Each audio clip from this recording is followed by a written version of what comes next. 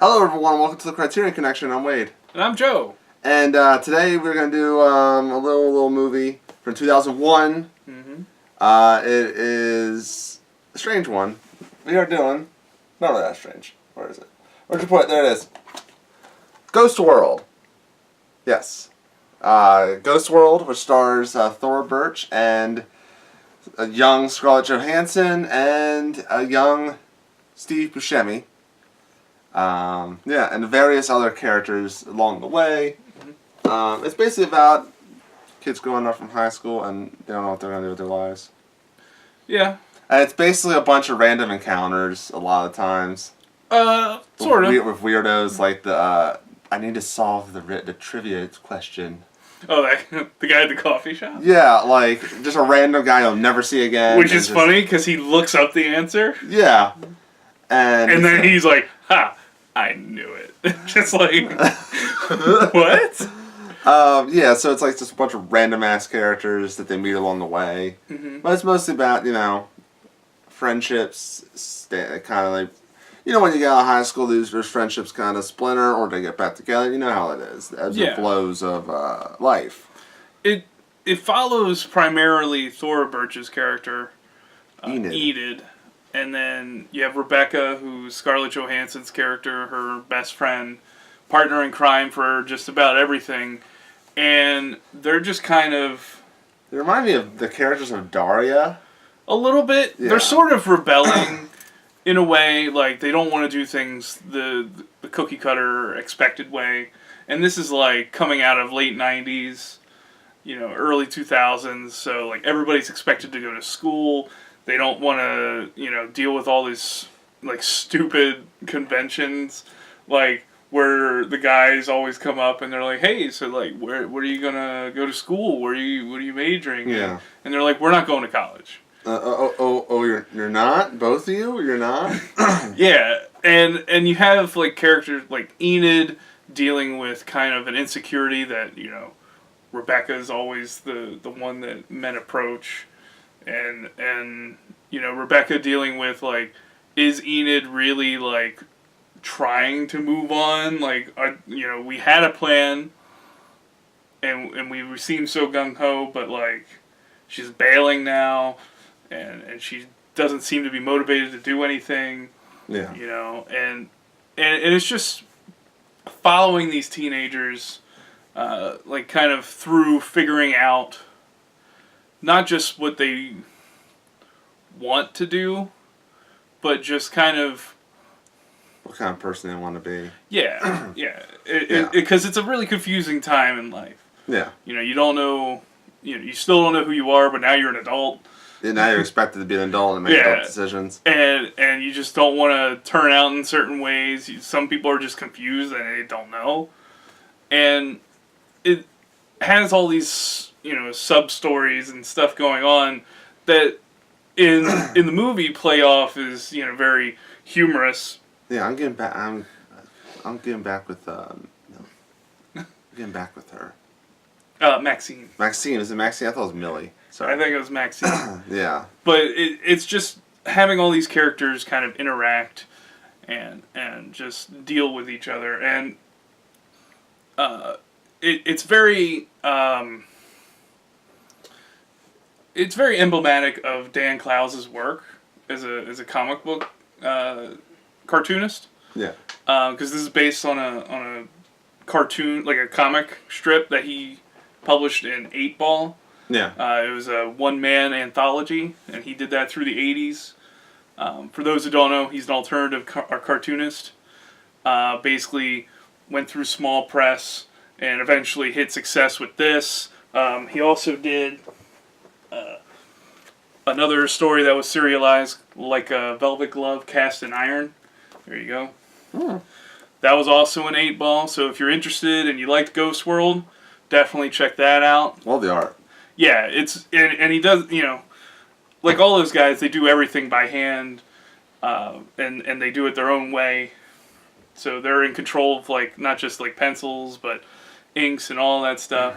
Yeah. It's really cool, and I really dig his storytelling, because it's always just these really weird, interesting characters. It reminds you of like a movie like you said SLC Punk earlier, but also like a Napoleon Dynamite, where it's just like a little bit. Yeah. It's really kind of off kilter, but it's also I think it's better than Napoleon Dynamite. I think Napoleon Dynamite can be a little too off kilter, a little too dry. Yeah. This one's like if you mix that idea with like something like Clerks, where it's like a sharp wit a lot of the time. There's always sharp wit with it, and they basically fuck with people. Mm-hmm. And it really backfires when they encounter Seymour. Seymour, yep. And then that just throws into a whole nother... Later becomes Enid's friend, and it's complicated. Yeah, it's very complicated. And it feels like kind of a real friendship or a real human relation, you know? It feels like a real thing. Like, it feels like they're actual people. Yeah, and that's what's really interesting about the cartoonist's work. Like, all the characters, they seem real, but you know, and sometimes they're weird, so weird that it's kind of heightened, but it still seems like it could happen. Like the mullet American inside the convenience store. Yeah, the character's name is Doug. Doug, yes. He is by far the best character in the movie. I'm sorry, he is the best character. When I saw him no shirt, you get him in 2 scenes. Yeah, he's kind of like Napoleon's uncle. Yes. Yeah. It's like, I work 12-hour shift or whatever. And then everyone's like, the owner's like, the manager's like, get out, no shirt, no service, get out. This is America. Oh, that whole interaction. And it pays off when he pulls the gun on him. Yeah. Pays off. Like, there's a lot of great, like, David Cross is in it. Mm-hmm. Let's not forget Seymour's friend, who is the counselor from Heavyweights. Yeah. Yes. He's in a lot of things. Yeah. At the movie store, you have Eyebrow Guy. From Mulholland Drive. Mulholland Drive. And he's also from Old School. Mm-hmm. He's a little snitch. But also, I forget his name, and Scott's going to say it. He's out off the side of the camera. Who is the four-eyed kid from Mighty Ducks with the curly hair? Oh. Anyway, the four-eyed guy from the redheaded kid. Yeah.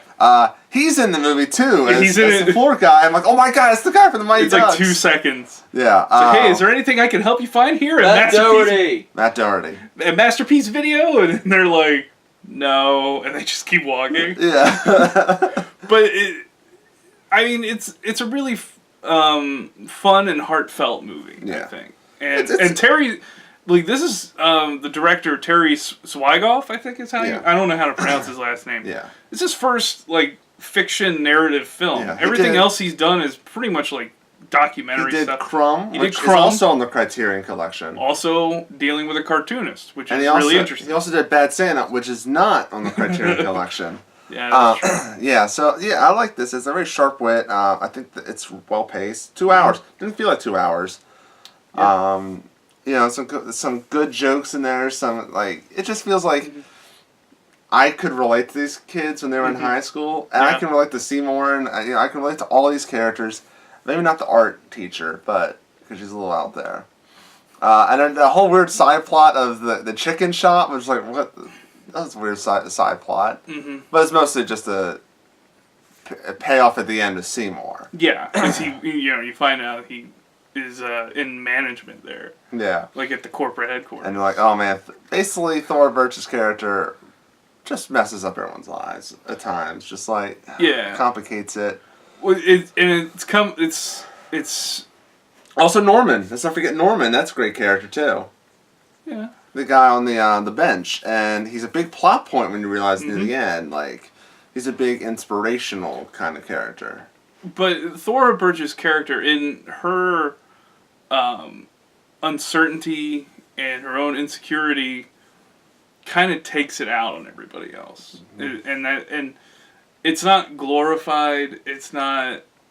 It's not apologized. You know, like they don't apologize for it. It's just the way she is, and up until she decides A, what she wants to do, and B, to do it. Yeah. You know, until then, everybody that kind of crosses her path, kind of gets sucked into that. Yeah. Yeah. Yeah, that's pretty much spot on. Yeah. So, buy, rent, or skip. Buy. I'm going to put in my car and buy as well. Yeah. I've been meaning to watch Ghost World for, I don't know, for 15 years. Yeah. And I like this cover. I want to see the special features and stuff like that for it. The director's commentary, I'm interested in, like, if he talks about inspirations of characters. Like, oh, the mullet guy, that's just some guy that hung out at our convenience store or whatever. Also, this version has like an excerpt from the Ghost World stories in 8-Ball. Nice. So you get like a little mini comic. Oh, I forgot Josh. Poor Josh. Yeah. Poor Josh. He just. I feel bad for him. Could be worse. But the only downside, there was no payoff to the, what was her name? Meloria, whatever was her name? Memoria? What are you talking about? The one that's like, you should come to my party. What are you guys doing? I'm going to this college. Oh, the actor girl? Yeah, the actor girl. There was no payoff to her. Like, they didn't run into her at the acting school or anything. You know what I mean? No, they ran into her at the diner. Yeah. And they immediately stopped going to the diner. Yeah. Because they were trying to avoid her. Yeah. And just totally call me. Yeah. Just seeing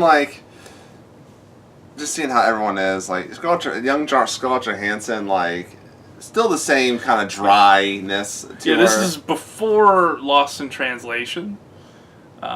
And this was after American Beauty for Thora Birch. Yeah, which is very, like, that's a departure. Not really a departure. I mean, the characters are very similar. Yeah, she's kind of an alternative character in American Beauty. Very rebellious kind of character, wants to break conventions. Yes. Yeah. Dates a guy that's obsessed with plastic bags. Weird stuff like that. We're both saying bye. Go buy it. Go watch it. It's fun. It's a fun, quirky little movie. It's not as quirky as like a Wes Anderson movie. No, this is like a good movie. I'm kidding. It's very much, like I said, it reminds us of things like Clerks and SLC Punk and a lot of these movies, and it just turns out a lot of them came out in the 90s as well. So it's very kind of it's really good. It's almost like Chasing Amy in a way too. Yeah. Just like a slice of life kind of. Yeah, you just kind of follow these characters, and not necessarily everything gets resolved in resolved. It's like some of them don't get resolved in a happy fashion. It's just what happened. It's like The Sandlot. It follows the kids on a summer, and that's it. It's just their summer. Yeah. It's at the end of Ghost World. There's no like a Thora Birch hitting a home run. No. And then Scarlett Johansson is on the commentary set. Yeah, it's not like that at all. But it's a good movie. Yes. So go buy it and do all that stuff. So, that's our thoughts on Ghost World, and I almost said Ghost Boy. It's totally wrong. Follow us on Twitter and all that, and on Instagram. We have all kinds of stuff. And also subscribe. Share this video. Like the video. Comment on the video. Let us know what you think. Should we watch Crumb next at some point? Yeah. We already have one person that wants to see us do Crumb. 2 people. 2. I want to as well. Okay, 3 people. I want to as well. Maybe we'll do that next week or something like that. I don't know. But comment below what you think. What other suggestions? We're still taking stuff. Once that Criterion channel comes up, there's no limits. Just a few more weeks. Yeah. A few more weeks, and then we'll do a lot of suggestions because, frankly, like we've been, trying to do suggestions, but it's hard to do with matters of what streaming places and stuff like that. You have to.